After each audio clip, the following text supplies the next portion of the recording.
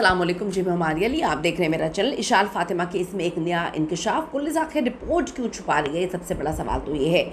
इशाल की दोस्त दुआ का बयान रिकॉर्ड कर लिया गया है। असल मुजरिम पहली बार जो है वो बेनकाब। मीडिया के कुछ हलकों की तरफ से मकतूला की जो किरदार खुशी का घिनौना खेल इस वक्त जारी है। आखिर किसके इशारे पर ये केस का रुख जो है वो बदला जा रहा है या कोशिश की जा रही है? क्या ये मुल्ज़िमान किसी बड़े माफिया या फिर बाअसर जो है लोगों के कारिंदे हैं जो मासूम लड़कियों को ट्रैप करके शुगर डैडीज़ को सप्लाई किया करते थे? क्या मामला है, क्या चीज़ें हैं, कौन है इस सारे के सारे मामले के पीछे, पर्दे के पीछे? बहुत बड़ा गेम है। क्या इस गेम को छुपाने की कोशिश की जा रही है? आज की वीडियो में इस पर बात करते हैं। रिक्वेस्ट है जी, चैनल को सब्सक्राइब करें, अपने वीडियो को आखिर तक ज़रूर मुलाहिज़ा करना है। जंग की माइनर बच्ची 17 साला इशाल फातिमा की मौत का केस अब एक इंतहाई भयानक और सनसनीखेज़ मोड़ जो है वो इख्तियार कर चुका है।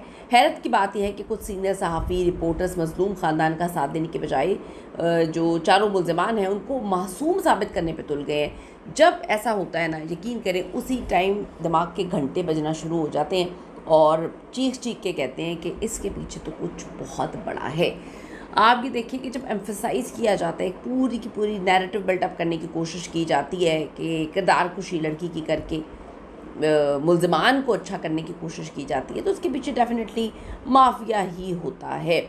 कहा जा रहा है कि लड़की खुद जो है वो ड्रग्स लेती थी और लड़के तो जैसे अल्लाह मियाँ की गायें हैं, रोटी को चोची बोलते हैं, लेकिन इन साइड इन्वेस्टिगेशन और जो फैक्ट्स हैं वो तो कुछ और ही कहानी सुना रहे हैं। अब सबसे पहले तो ये बात समझने की ज़रूरत है कि इशाल को जो है नशे पर लगाने वाली बात कितनी इसमें सच्चाई है।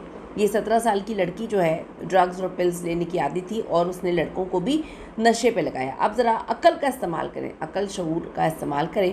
एक मुतवस्सत बैकग्राउंड है जिनकी फैमिली का वहाँ से ताल्लुक़ रखती है, जो जंग के एक रिवायती इलाके में रहती है। उसके पास इतने पैसे कहाँ से आ गए कि वो इतने महंगे ड्रग्स ख़रीदे और पार्टीज़ करे? अब आप ये देखें कि कोई बहुत बड़े शहर में तो वो रहती नहीं है, या कोई बहुत लैविश लाइफस्टाइल तो वो कैरी नहीं करती। तो अब एक मुतवस्सत बैकग्राउंड, छोटा शहर, रवायती इलाका, तो ये सब चीज़ें कहाँ से उसको मिली? यहाँ तक कि मुल्ज़िमा दुआ ने भी अपने ऑफिशियल बयान में इतराफ़ किया कि इशाल नशा नहीं करती थी।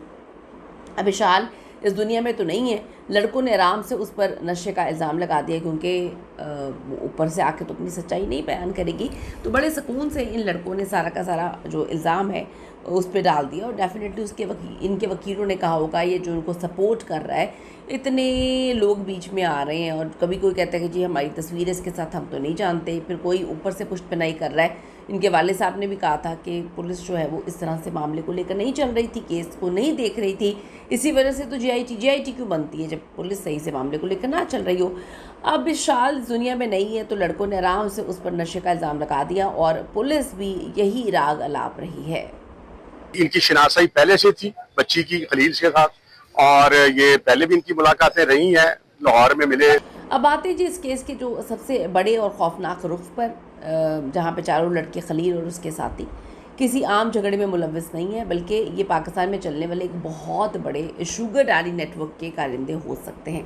कुछ लोग सोशल मीडिया पे एक्टिव किए गए हैं, वो आकर एक झूठा नैरेटिव बिल्डअप कर रहे हैं और जब हम उनको मना करते हैं तो हमारे ऊपर इल्ज़ामात लगाते हैं, हमारे साथ गंदगी और गलीज़ बातें, हम पर कीचड़ उछालने की कोशिश करें। इस वक्त एक पूरा माफिया सोशल मीडिया पे जो है एक्टिव किया गया है, जिससे ये बात करोड़ गुना सच्ची साबित हो रही है कि कोई ना कोई तो इसके पीछे है, वरना एक नेटवर्क, मुनज़्ज़म नेटवर्क को किस तरह से नैरेटिव बिल्टअप करने के लिए सोशल मीडिया पर एक्टिव किया गया है।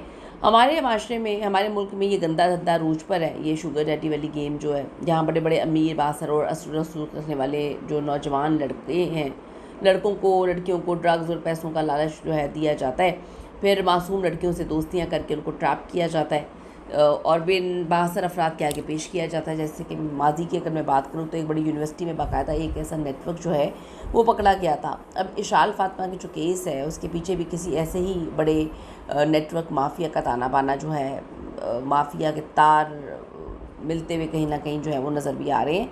जो अंदर खाने रिपोर्टें इस वक्त तब्दील करवा रहे हैं, उनके वालिदैन की जो स्टोरी है कि हमारी बच्ची की इब्तदाई पोस्टमार्टम रिपोर्ट तब्दील करवाई गई और बहुत सारी चीज़ें वो इल्ज़ाम लगा रहे हैं, तो वैसे ही मामला लगता है। एक लड़की 4 दिन तक इन लड़कों के निर्गे में रहती है। लड़के वहाँ ड्रग्स करते हैं। अब कहा जा रहा है कि लड़की के साथ कुछ भी नहीं हुआ। ये बड़ी अजीब सी बात है। सब कुछ क्लियर है। अब जब इशाल को अस्पताल लाया गया तो इब्तदाई जो तफ्तीश में ऑफिसर थे और ड्यूटी डॉक्टर ने ख़ुद इसके वालिद को बताया था कि बच्ची के साथ ज़्यादती हुई है, लेकिन इसके बाद जो है वो आनन फानन पूरा केस तब्दील कर दिया गया। अगर एक सेकंड के लिए मान लिया जाता है कि बच्ची के साथ ज़्यादती नहीं हुई है, तो क्या वो जो चारों मुल्ज़िमान थे उनकी सज़ा ख़त्म हो जाती है? उन्होंने एक मरती हुई लड़की को 4 दिन तक कमरे में बंद रखा, उसको हॉस्पिटल नहीं लेकर गए, ड्रिप्स वगैरह लगाते रहे, मेडिसिन वगैरह खिलाते रहे, उसे तड़पने दिया, तिब्बी इमदाद नहीं दी, तो ये क्या मुजरिमाना गफलत नहीं है? ये उसके ज़ुमरे में नहीं आता? एक जवान बच्ची मौत के मुंह में चली गई जो कि माइनर भी थी। क्या इस जुल्म पर उन्हें फांसी नहीं हो सकती या नहीं होनी चाहिए? औलाद चाहे जैसी भी हो, वालिदैन के जिगर का टुकड़ा होती है। जैसी मर्जी हो, बात मानती हो नहीं मानती।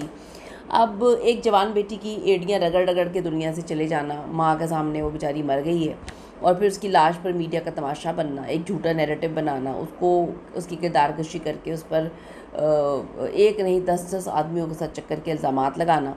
तो आप ये देखें ना कि ज़ालिमों का साथ देना बंद करें और इस मासूम के लिए आवाज़ उठाएं। मासूम ही है, मक्कार होती तो बेचारी ज़िंदा तो होती ना, मासूम ही है। और अब कुछ ख्याल कर लें, वो इस दुनिया में नहीं है। झूठी किरदारकशी करना बंद कर देना चाहिए। आपके ख्याल में क्या इशाल फातिमा केस की रिपोर्ट्स को जानबूझ के तब्दील किया जा रहा है? कमेंट्स में अपनी राय ज़रूर दीजिएगा। See you in the next video. Allah ने के बाद।